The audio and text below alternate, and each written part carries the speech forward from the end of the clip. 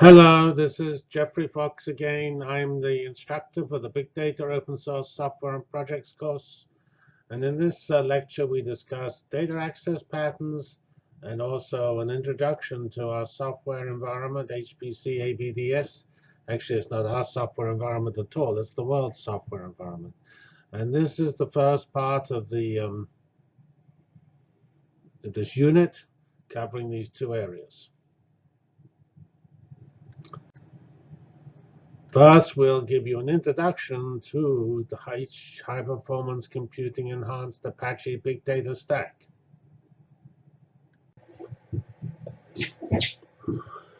Okay, we come to the first way of looking at the HPC ABDS stack. This was the one we did about a year ago. At that time, there were somewhat over 100 technologies in the whole stack. It was arranged in roughly the same way. In the version we'll look at in the next slide, it's a little more refined, and some of the layers are broken up. We have, actually, in both cases, 4 cross-cutting capabilities, the actual protocols used for sending messages, the way things are synchronized together, security and privacy, which is, of course, critical and runs across everything, and then monitoring, which is making certain the systems are running well. That's both for the systems admins and for the users, because the users need to know what their programs are actually doing. So we notice some color coding. Green are where there's a pretty large overlap between the HPC world, the high performance computing or clustering world, and the Apache cloud world. And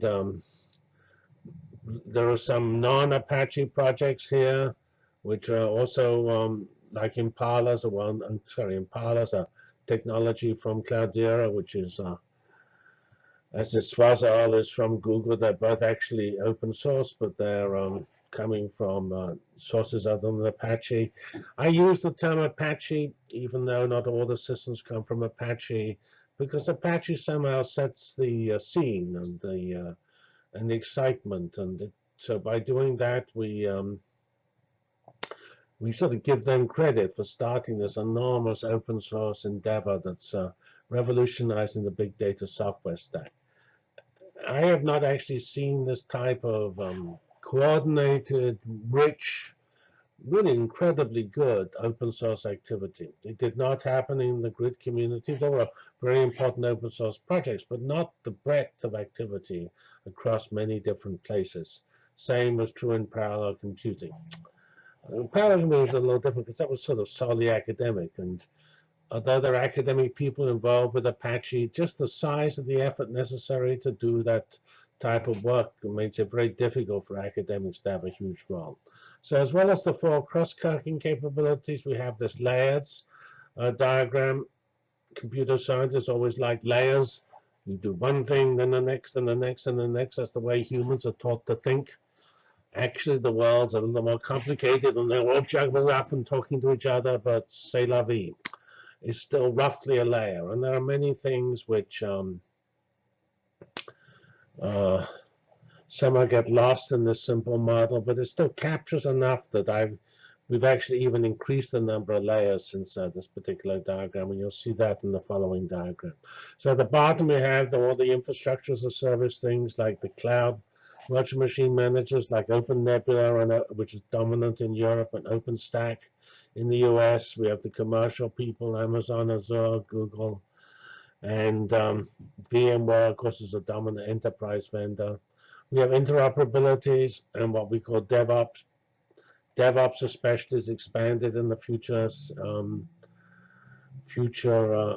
slide. We have the file systems. Everything is going to involve data. That data is going to live in files, and you're going to have some sort of interface to those files. HDFS is extremely famous. It's based on the Google file system and is used in Hadoop. And we will describe these different approaches here later on in the class.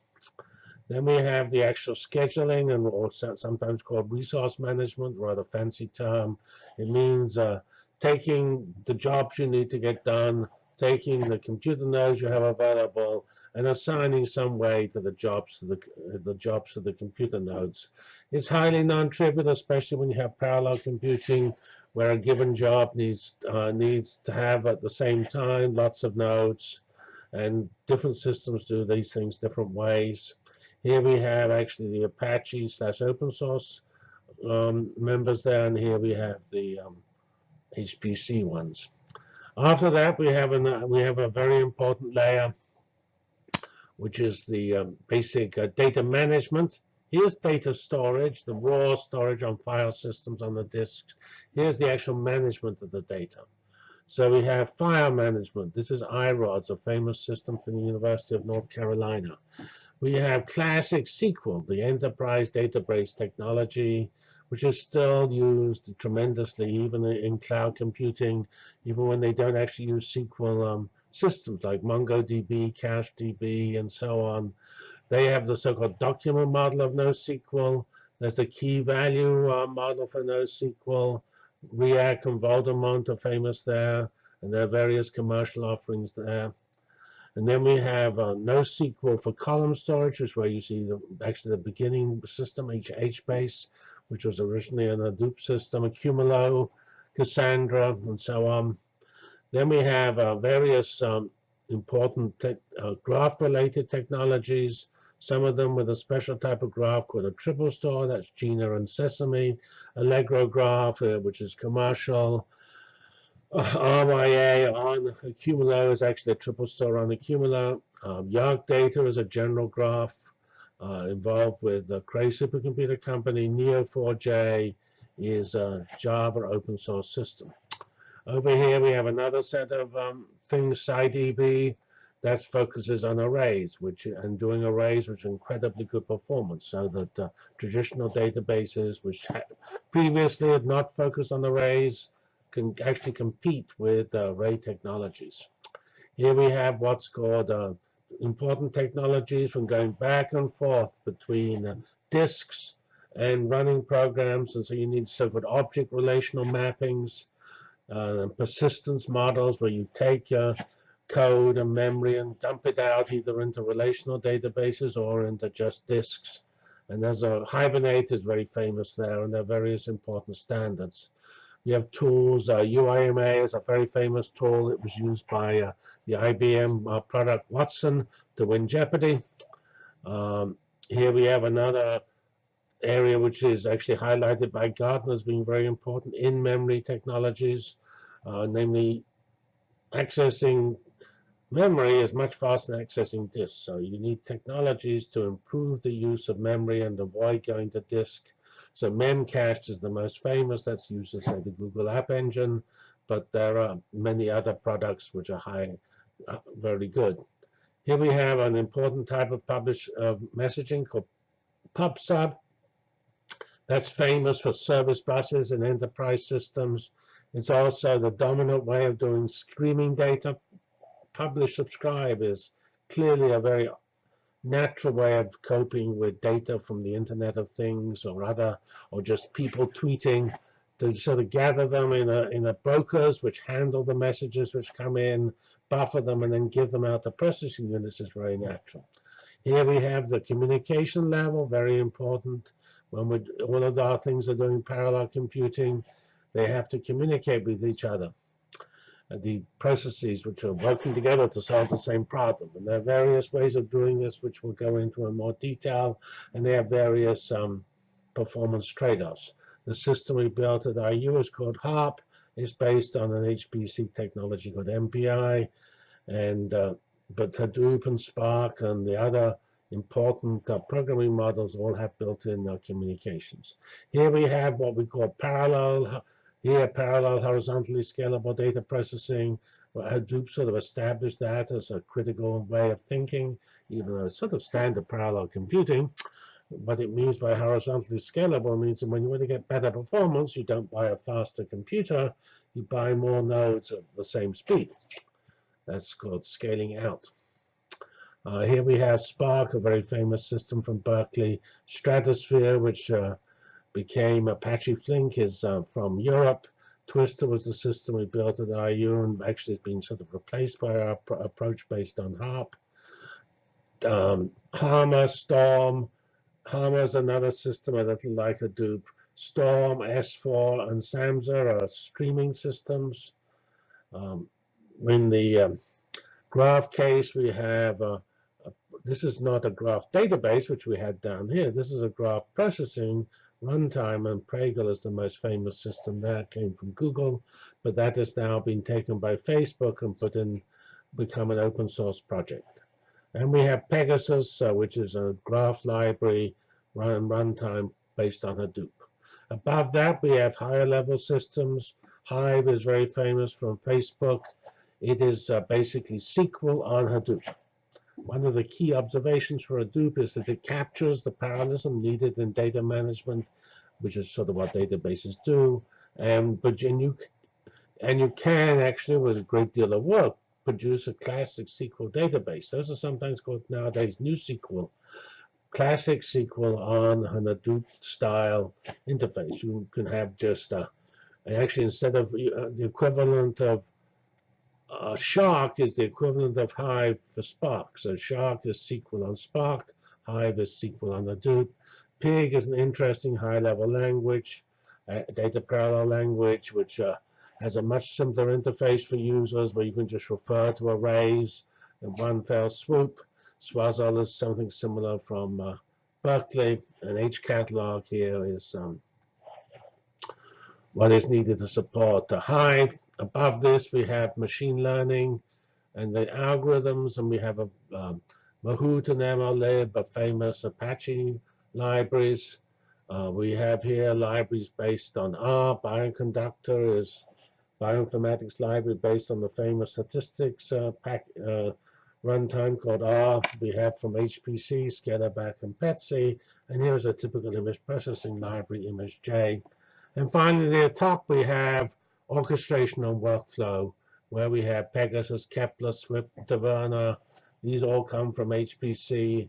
And there are, which actually in the later versions of this, there are added systems coming from the cloud community. In fact, TES, which is mentioned down here in this version of the picture, we decided is better moved up to here. As I said, so sometimes it's not quite so clear where you should put these systems. Okay. Let's now have a little bit of summary here. So we're doing HPC ABDS. We now have 300 capabilities in it. That's what the next slide has. Around the time of the slide we're doing here, which is a year or so ago, we had 120. We worship Apache because it has set the scene to really make this whole open source movement explode. We've indicated in green the areas which have strong HPC integration opportunities. And the goal of thinking about all of this is to make certain we preserve the functionality, which is so rich, of the Apache stack, and the performance, which is so fast, of the HPC stack.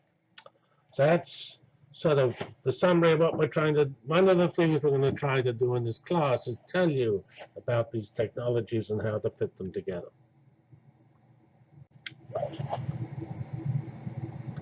So here is the current version of it. You can see it's very boring now. It's just labels of the layer. Here we have orchestration layer, which was at the top before. Here we have message protocols, which was actually in layer 1 before. These first 4 layers are actually have a few more entries, but they're basically the same as before. And say we now actually, instead of, we have actually, I think we had 17 layers before, we now have 21. That's because we decided to break up some of the previous layers. So these numbers go up to 17, but if you count the A's and the B's, like we broke the programming model from sort of batch processing, sometimes called single program multiple data, or the MapReduce level, into batch and streams. And we took here the various data managements and broke them up into file management, NoSQL, and SQL, including the NewSQL people. And here, so we have, and here we took level 15, the high-level programming, and separated off a class called application hosting, or which is really the technology that delivers platform as a service and made that a separate entry. That was not emphasized in the early versions of this chart. Otherwise, we look here, you'll see nifty things like Squirrel is added here as a security-oriented technology built on a Cumula, comes from the National Security Agency. Those people who used to work there. We have, I remember I told you the DevOps, which was previously just things like Puppet and Chef, is now drastically expanded to cover the full range of capabilities to build what's sometimes called software-defined systems or software-defined distributed systems is a term I would like to use, because you need to actually define softwares running in parallel on bunches, one or more clusters, and you need to be able to specify that software so you can instantiate it, do it in a way that means you can re-instantiate it next time you run without having to scroll around, and it's all done in software. So if there's security updates, you use the latest version of your software, not the old version. And this is really changing a lot about how you do things. And there are multiple components here. This is actually not complete. A famous thing we've added is called Docker. That's exploded in popularity, and it is an alternative to using hypervisors. You use so-called Linux containers to do the isolation of your code. So other than that, this is broadly the same, with the same goals, just much richer number of entries. And when we do the detailed discussion of this stack, we will take all of these entries, all of them. So we're going to do all of these. And yeah, I only included the other one just to show where we started.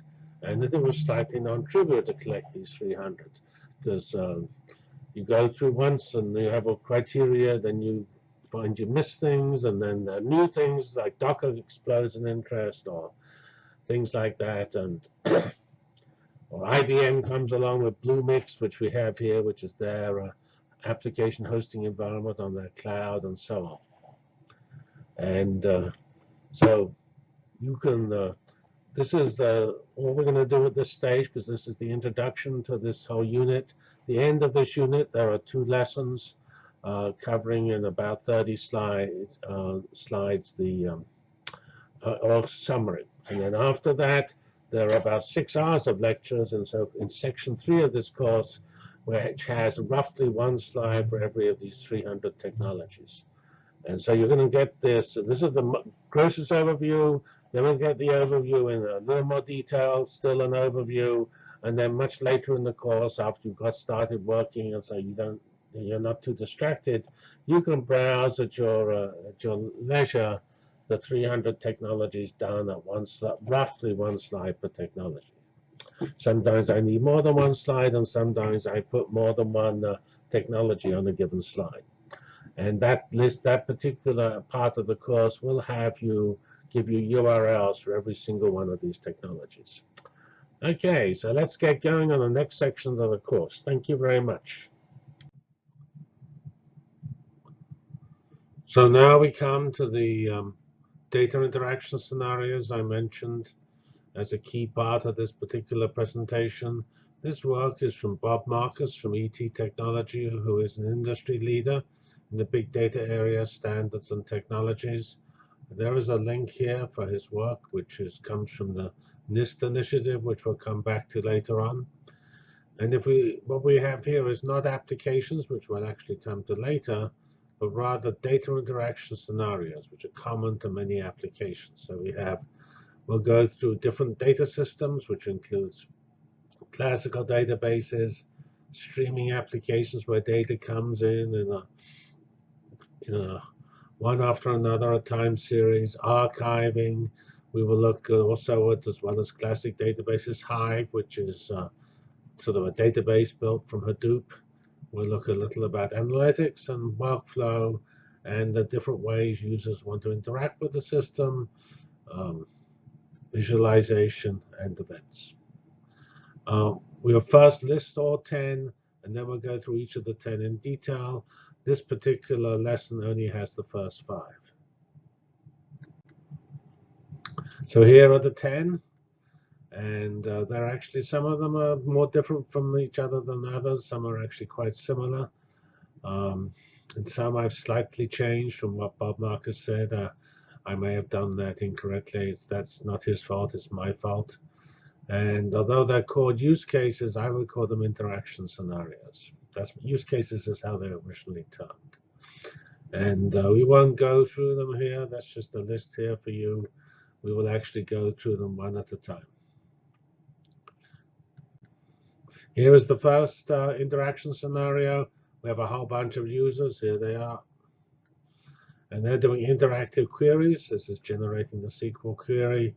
And then they're asking a data storage system, which is either a relational database, HDFS, HBase, and then it's being queried either by a relational database, SQL on Hadoop itself, Apache Drill, which is a particular general sort of an alternative to Hive. And here comes the data. It's either fixed, it's streaming, and it's come in batches. And we have what's called a base, which is this basic availability and eventual consistency, which is a key to getting good scalable performance, or the more precise and robust ACID performance of totally clear semantics and ordering of every activity. So this is sort of the classic database extended to Hadoop type environments. Here we have the next one. This is a fun one, pretty important, streaming data. So here comes the data roaring in, and it gets posted somewhere in the data processing system. We will show how to use publish-subscribe systems like RabbitMQ or Kafka. And then this whole environment here is often done with Storm. Storm allows you to post data, access it automatically, run it through so-called bolts, which are processing elements, and then you maintain consistency between these multiple events and how they're processed through Zookeeper, which is this distributed coordination system, especially important for metadata. It's not really for coordinating huge amounts of data, it's for coordinating the core control data. And here we have the user telling the system what to do, which is the filter, which becomes a bolt in Storm. And that filter is applied to the posted data, giving you new data, which is identified or modified. And then maybe both of these actually get put into a repository. Very important application. Streaming data comes from the Internet of Things, IoT. It comes from people. People stream data like Twitter feeds and blogs and what have you. And smartphones are always streaming data. In fact, smartphones are all controlled by the cloud. So the smartphone is the best example of this type of streaming data. Now we have sort of, let's move data into Hadoop type application and stick it off into an enterprise data warehouse where it might actually be, after this processing here, actually accessed through SQL. So here we have the different forms of data. Digitize your file cabinets, stream your data. You have a web service delivering data to you. It already exists in a database. And you do this extract, load, and transform process. Extract it, load it into the system, transform it. That's what this transform is here. And then you stick it in your data warehouse, which is the classic industry way of storing the data which the analysts will use. This approach is not done with these words in science. We don't have data warehouses in science, at least not with that name. We do have the equivalent of data warehouses. Here we have the fourth one, which is effectively Hive. Namely, we start off with our data, which is sort of the same before. It gets put in this sort of modern Apache store, either HBase, which is equivalent to Google Bigtable, which is this distributed table storage with flexible schemas which can be changed on dynamically. we have the backend file system, which is often Hadoop file system, HDFS. And then we have this processing, which is either Hadoop, the classic, Spark, iterative MapReduce, Giraffe, graph processing, Pig, which is a high-level language, which can drive probably any of all these three here, but usually it drives Hadoop. Then on top of this, we can have the SQL query, which is Hive, or Shark, or Drill, or something like that. And Hive uses hcatalog to implement its SQL magic. And here we have all our users doing, asking all these questions, and they're getting more cost-effective performance by using Hadoop as the engine, because Hadoop gives more cost-effective, scalable, parallel performance. Actually, once you got up to this level, you don't have to use SQL. You can, of course, just run your favorite data analytics using Mahout or R, which are standard libraries that are available to manipulate data stored in Hadoop. Here's the next interaction. This is going to be an important one, number 5, because it actually is how science is done. Actually, before that, we have an example of Hive, which is from this link here. This was identified by Bob Marcus. And we have here the Hive client, the Metastore server, relational database that holds the metadata. Hive itself uses MapReduce to process HDFS. And here's the data feeding itself into HDFS. So this is finally this 5th case, which is interactive analytics, which is really just the Mahout R example, which I showed to the right of case 4. In fact, this is pretty similar to case 4, which just said it was batch. But interactive and batch sort of look same architecturally. It just depends how they're scheduled and what how responsive the interaction is. So here we have our same things here: Hadoop, Spark, Giraffe, Pig. We have the same storage, HDFS and HBase, and we have the same data. So this is just not going through. We just left off the SQL part of it. And say this one generalizes rather well, because typically in scientific data you are doing some sort of analytics, not actually usually from Hadoop or R, but actually R is used a lot in biology. And we will come to that in the next lesson. So that's the end of this lesson. And we